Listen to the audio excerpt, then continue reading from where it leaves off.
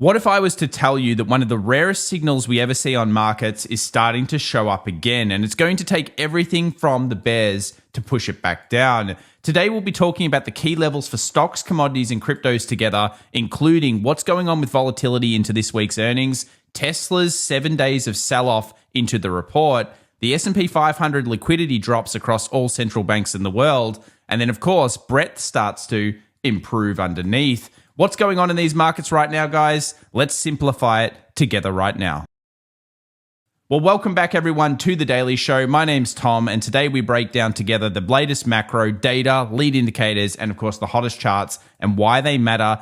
If it's your first time here, then remember to subscribe and smash that bell icon, as we'll be covering everything throughout earnings season and why it's going to matter to all of us as investors and traders. So before we go into some of the rarest signals that we tend to see on markets, I want to discuss credit card defaults. It looks like they're on the rise, and delinquencies are starting on this chart anyway, to get closer to that global financial level. But it's really important that you bring it back. This is provided by the sixth largest credit card provider, which is Discovery Financial. And if you don't bring all of them together, it may look pretty terrifying. We posted this over on our X just to show you that there is a different way of really bringing back the data. And here is what actually is going on. Are we anywhere near where we were back in the mid-2000s? Well, the answer is quite simply no. Are we increasing? Yes. And you would have to expect that in a higher interest rate environment. Now, if we get back into these 4 and 5%, then we can start to feel a little bit more scared. But on the surface is very different from what is the reality right now. Speaking of reality, Goldman Sachs has come out and actually said that Twitter sentiment, according to their models, is at a very high point. In fact, we're back to where we were before, realistically, the massive crash of 2020. Should we be terrified of this, or is it back to norm? Well, as you'll notice over here, again on the left-hand side, effectively, sentiment into a bull market does tend to hold up. And what we could be going into here is what we call an end of cycle bull market, where certain sectors are going to rotate and things are going to change. And this brings us to one of the rarest signals that we tend to see on markets, and we're seeing it a few times now in what has been this bull run so far, the Zweig breadth thrust. Now, we talked about this back in October and November of last year, and it triggered leading into a massive bull run. We also saw one coming off the banking crisis of 2023. Now, generally speaking, this is all you get. You get one, then you get a second one, and you don't usually get a third one. But we are on the precipice of possibly getting a third one. While it hasn't triggered yet, if the market does start to recover and we end up getting this, we will be one of the first to report on it. And this will be important because when you go through history, this often is what takes us off bases and continues bullish runs. If you take a look at most of the historical data, it's incredibly bullish with only really one huge miss over here back in the early 2000s. Now, that could be something you're looking at, but the stats are certainly in the favor of the overall bulls.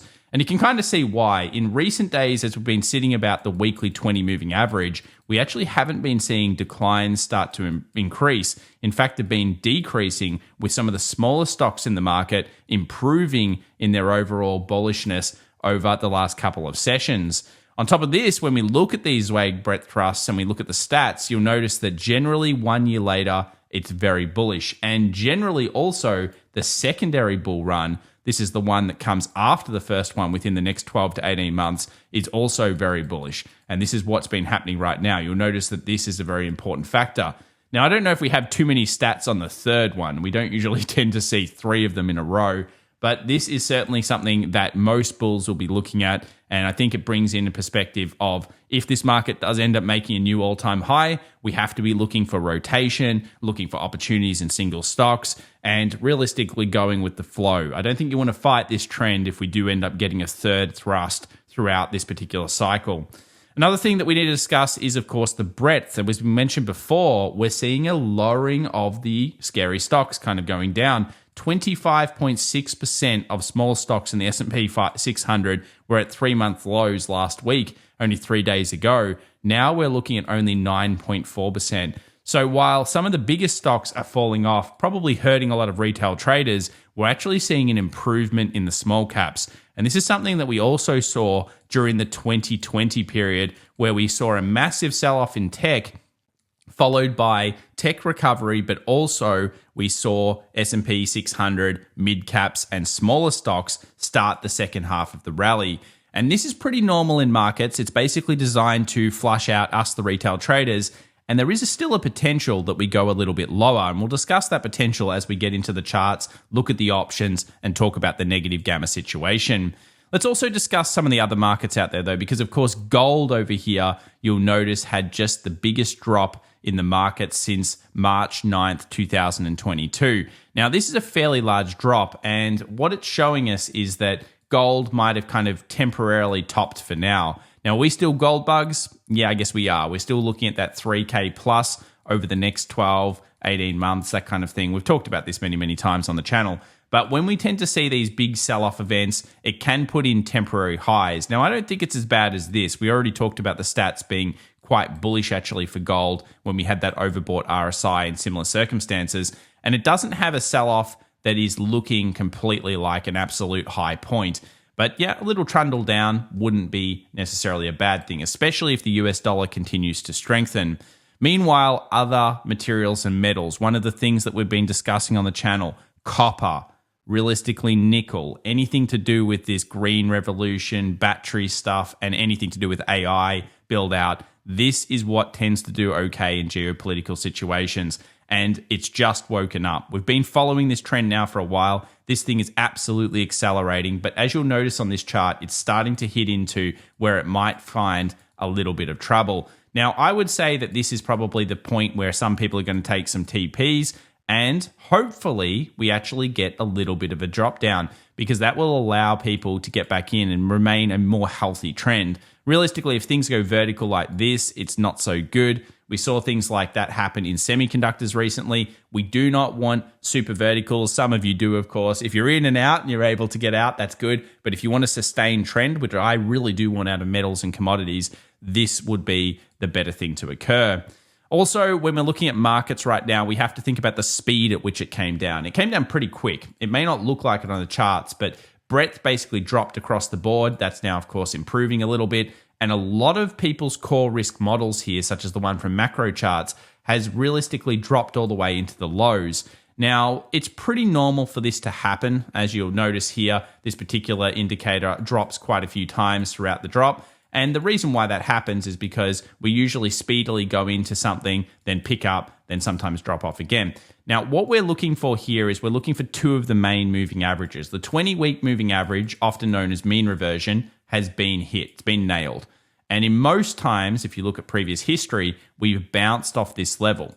Now, back in October of last year, we actually came back to a 50-week moving average, which could suggest that we may still have what we call a dead cat bounce. And that's why we'll have to watch that Zweig breadth thrust quite closely and look at the charts to see whether this is going to get a real rally here or whether it's going to be a continuous dip. And you'll notice that when we look at previous presidential cycles a little bit later on, it can have a little bit more dip in it. I think that you'll have to be looking at hedging, doing kind of like a bit of a position, maybe a nibble position. Depends on your strategy, obviously make your own decisions. But notice here, even with semiconductors, they often do kind of like drop a little bit more and then have a absolutely stellar May. So with semiconductors down as much as they already have come, that is a pretty good thing. Speaking of semiconductors, the forecasts will be all important this earnings season. Remember, big tech's kicking off. I believe that really big tech is going to be the catalyst for either moving below the 20 weekly moving average or just basically seeing when these Zweig breadth thrusts and everything goes back to normal. And one of the things is going to be forecasting the semis moving forward. You'll notice that it's pretty normal for us to have these kind of weak quarters and then go into 10 quarters of strength. And if you think about where we are right now, we're only at the beginning of that 10 quarters of strength. So I think that's something that's very important to note. Also, breadth thrust crossing on things like the Russell 3000, on things like the Russell 2K. We've started to see that appear over the last couple of days. And again, this is leading into showing some pretty good probabilities towards the bull end. We are currently in a correction of an overall bull market from what we look at. Now, would I love to see a secondary correction down to the 50? Of course, I'm sure many of you would. It gives you cheaper price. I like cheaper price if I'm believing in the bull side. And that's something that's important. So let's break it down here and have a look at the S&P 500. Has it shown an oversold moment? Well, you'll notice here that I have a couple of numbers, and basically what's happening here is it does point towards at least a temporary oversell. So this is an area where, really I think it's more about earnings season and more about Tesla, more about Meta, Google, and Microsoft, which are coming out in only the next couple of days. And I think it's going to be an earnings play more than even possibly a technical play, but we'll go through those charts. And one of the things is that if we can't hold this level and we break below here, the next stop is more than likely within this structure over here on the left-hand side.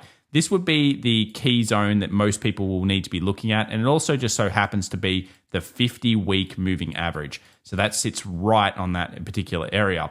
Now, with such weakness, where is the strength? Well, let's break down the options in a negative gamma environment and the futures. Again, some rally came through over the last 24 hours. That's not a bad sign. You can see the structure over here on the left-hand side. The weekly 20, as I said, sits here. We've always had this as a general bull demand zone.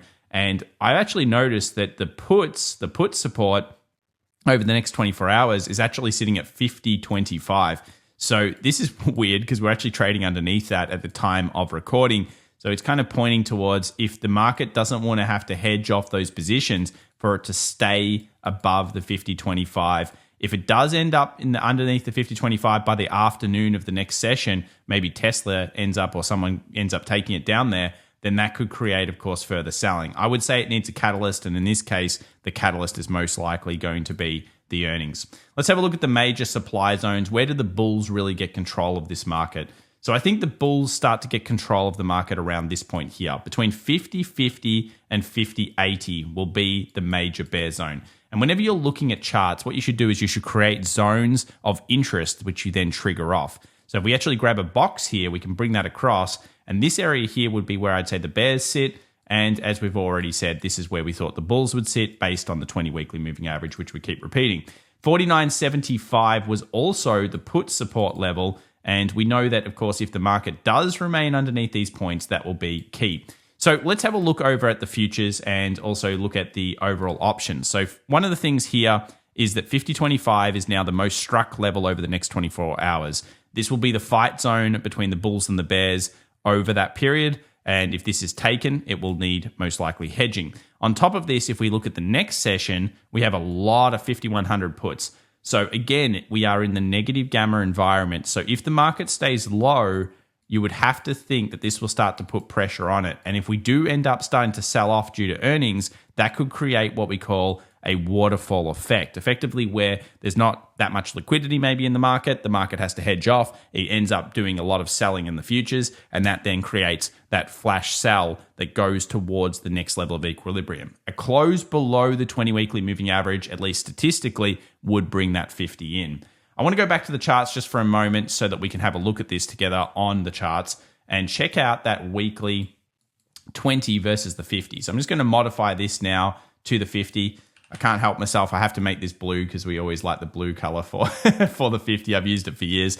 And you'll notice that when you look at previous history of the S&P 500, it often does come down to the 50. The 50 is a pretty good level. The 20 is basically this one that's sitting in here.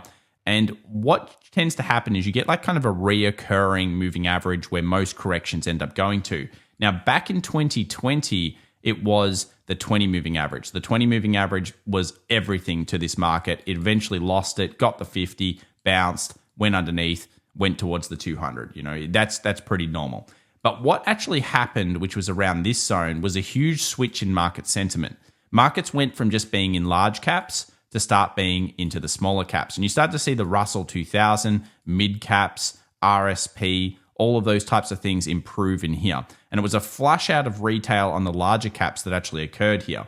Now, this is one of the discussions that many people are having out there, whether this is a little bit of a flush of retail, particularly hitting into semiconductors and, of course, the Mag 7, famously selling 1.7 trillion last week.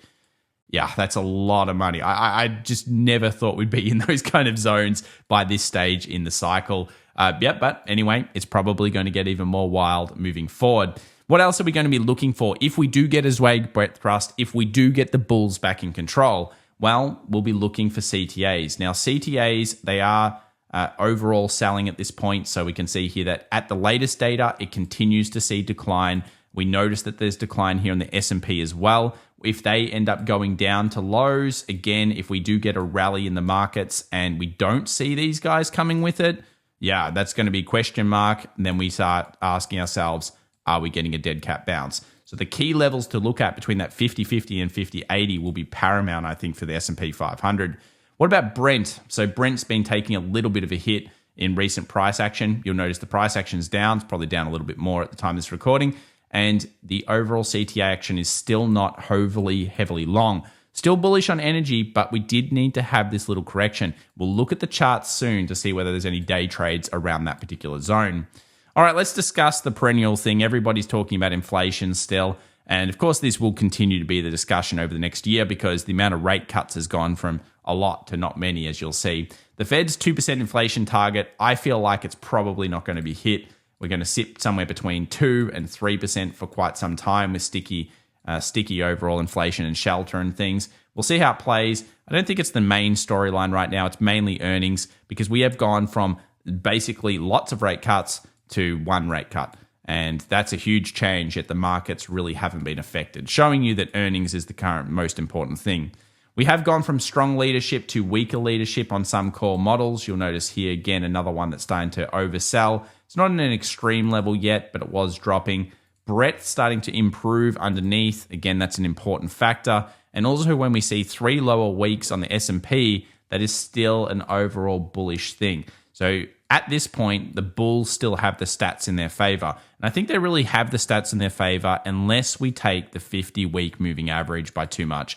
Because really that's when you start entering out of just corrective or bull pullback zones and start entering into what exactly is going on here. Let's look closer at the story. It's very important to keep your minds open. We talked about consecutive days down. We're actually in 7 consecutive days down on Tesla, but we're at 6 consecutive days down with it being outside the Bollinger Band. Look, Tesla is capitulating it. The market just sold off, and we witnessed it fill a gap, which longtime viewers would know we've been talking about for a long time. So that gap filled. Funnily enough, in history, when we saw these types of sell-offs, 6 consecutive days, a Bollinger Band that was well outside the 20, so basically pushing capitulation. If we did end up starting to turn towards the bull side, we either went sideways or pretty well up. So again, it could be signs of exhaustion. Earnings season is very important for a stock like this. It kind of reminds me of Meta a little bit, getting sold heavily into the earnings. And then even if it's bad earnings, sometimes the stock has done it. It's like that sell the rumor, buy the fact, the opposite of what most people usually think. What about election year drawdowns? Are we expecting the potential of a 10% drawdown? Well, actually, if we look through it, 9.93, I think if you take out the 2 outliers, ends up being what it is to the negative side. And that would just so happen to be pretty much perfect for the 50 weeks. So still definitely potential here. There's also potential on all the models we've been looking at. Weakness, so strength here, which is funnily enough where we are, into potential weakness is still one of the very large possibilities. I think even longer-term investors will have to keep this in mind, as a movement down into May and June could be one of those things. Remember, sell in May is actually a pretty bad statistic, but sometimes it's there. And in pre-election years with similar runs, that has been the scenario. Overall, a bull probably not very concerned. In everything that we've modeled so far, we've seen basically bull runs coming out of all of these particular dropbacks when we've had similar situations of strength. And we also see that when we look at election years most closely correlated, which again, we've been talking about 2012 and 1976. And because we're here, we're actually around this point here, you'll notice that in both of these situations, we actually saw a little bit of a pickup followed by that further pullback, which is why we see it on the metrics. And then, of course, the strength into the end of the year. So, yeah, I mean, it's going to be touch and go here around these zones, but make sure to subscribe because we'll cover all of this together.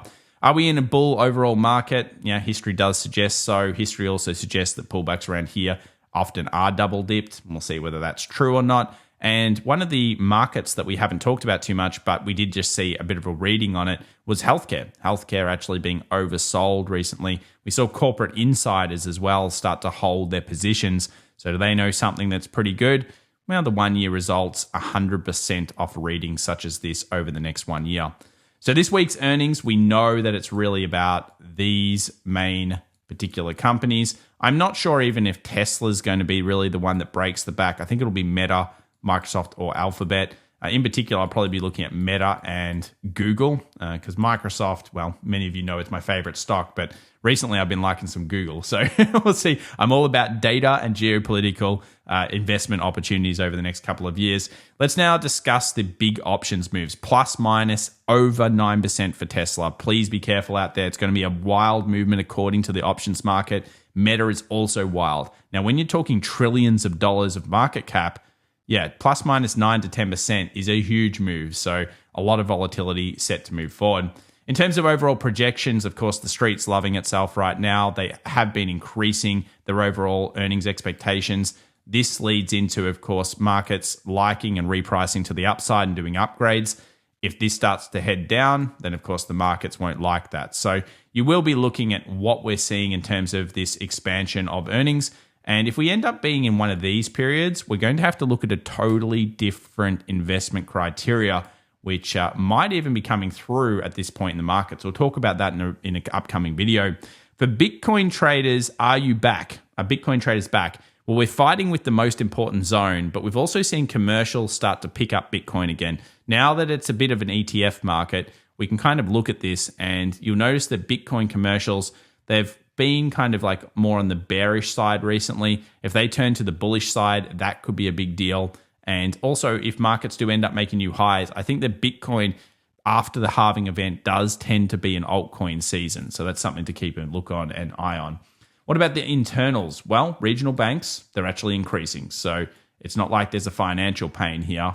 Financials in general, also increasing. So again, not showing weakness. We do have defensives all over the place. So it's a market filled with financials and defensives up the top, some reinflation plays, and over the last 5 days, of course, semis being the worst performer. And that's, I think, a clean out of retail traders, which still could get a little bit worse. Obviously, we'll look at NVIDIA in just a moment. Speaking of which, let's jump into the charts. We'll start off here with the VIX. Now, the VIX still remains elevated. It did drop, but it's still above that 16-15 zone.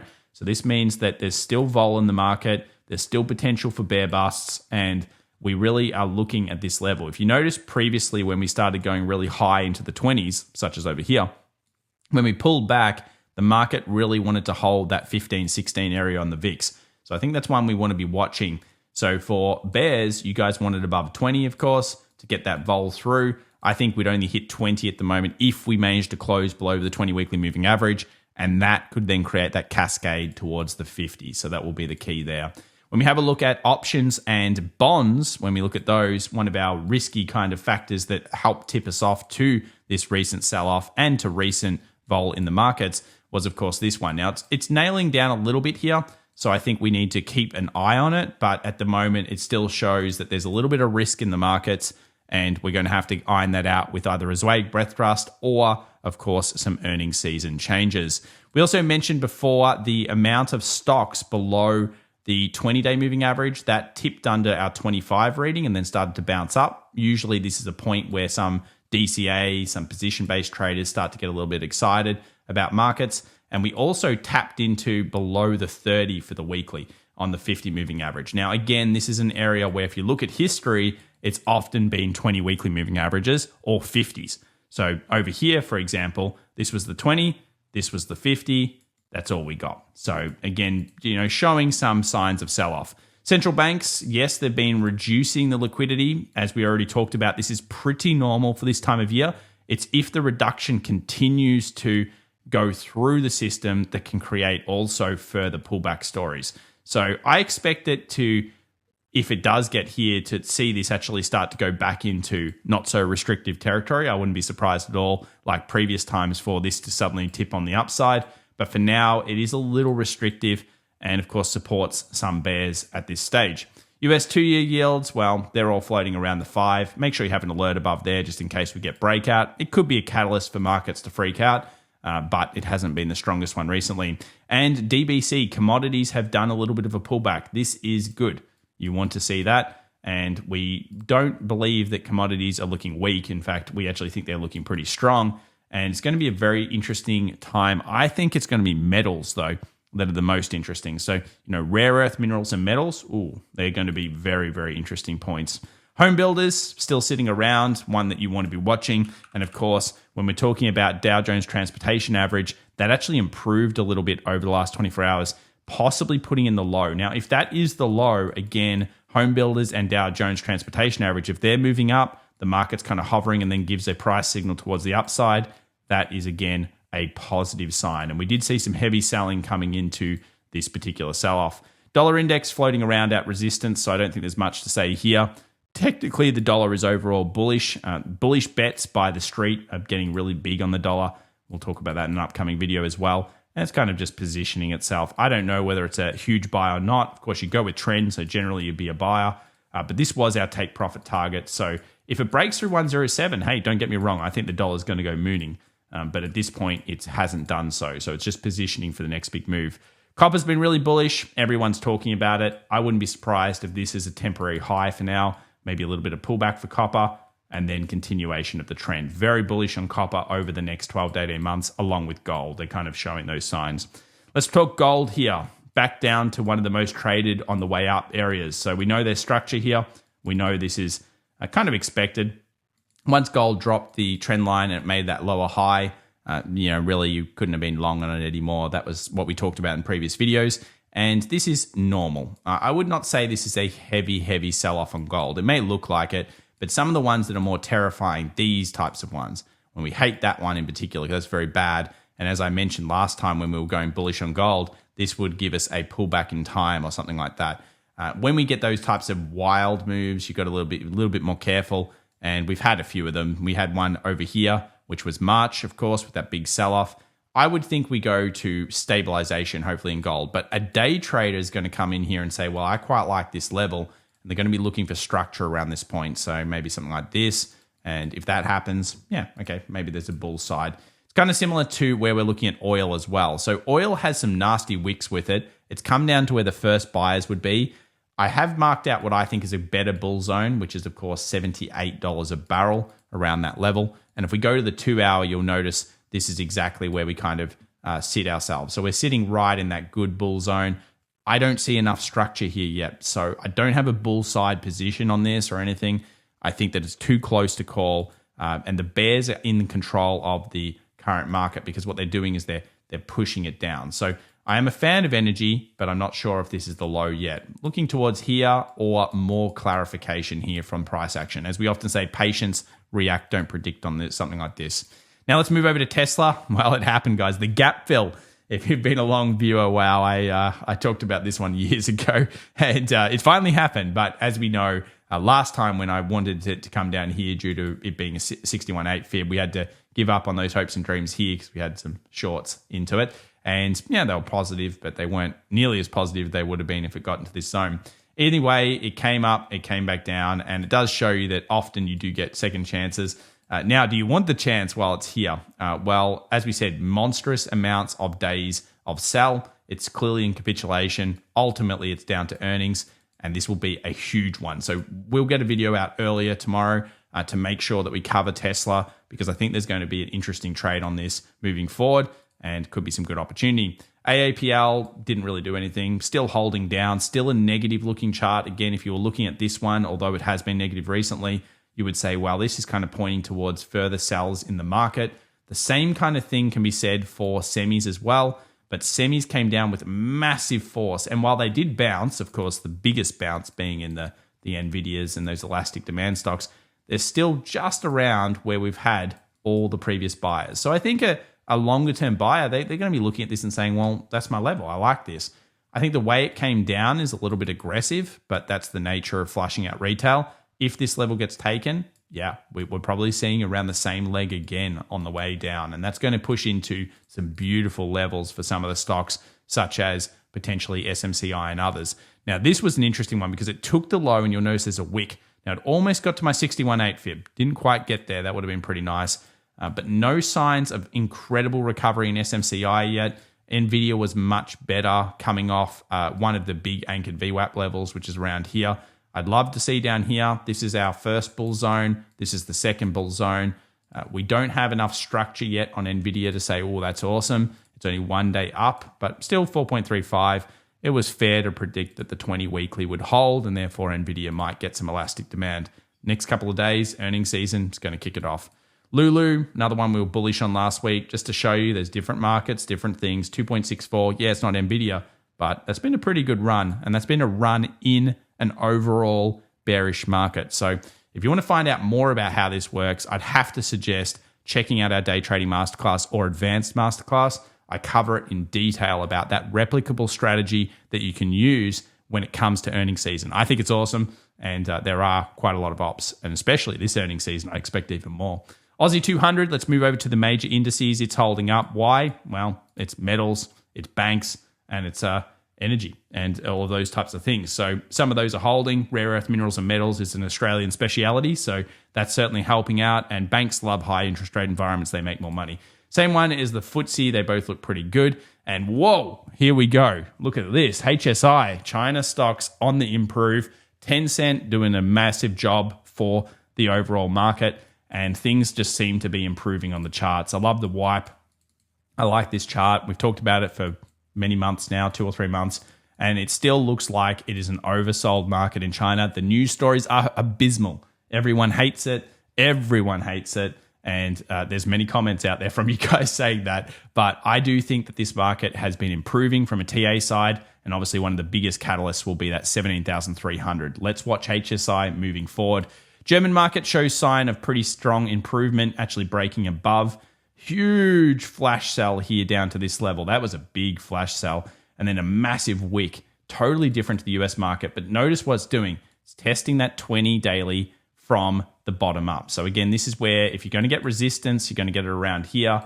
And I think the US is kind of right around that supply zone as well. When we move over to the NASDAQ, you'll notice it is getting a little oversold. But again, it could be just a dead cat bounce. Let's wait for that Zweig breadth thrust and TA structure to show us a little bit more. And also over here on Bitcoin, things just hit into the bull zone. So basically we are at the level where the bears and bulls are completely fighting over it. You'll notice over here we have the supply. This is the reaction to the supply. This is another reaction to the supply. Currently a series of higher highs and higher lows. If that changes, maybe the bears get control underneath here for day traders. Could be interesting. But yeah, it has been improving, and there's no doubt. Like you look at the weekly close, you look at the daily closes, that's a lot of wicks. If that gets taken, flash crash down to 52, in my opinion. Like you close under here, it's very bad. But the improvement looks pretty good. And with commercials starting to come back in, this is a major fight zone. For the week ahead, we still have major news, but really it is going to be all about, I would say, the core PCE on Friday, and I think earnings. So keep watching, guys. Keep subscribing. If you enjoyed today's content, please give it a like. It does help us out. Subscribe, hit the alert button, and of course, follow us on the socials. Thank you so much. We'll see you in the next one. Bye for now.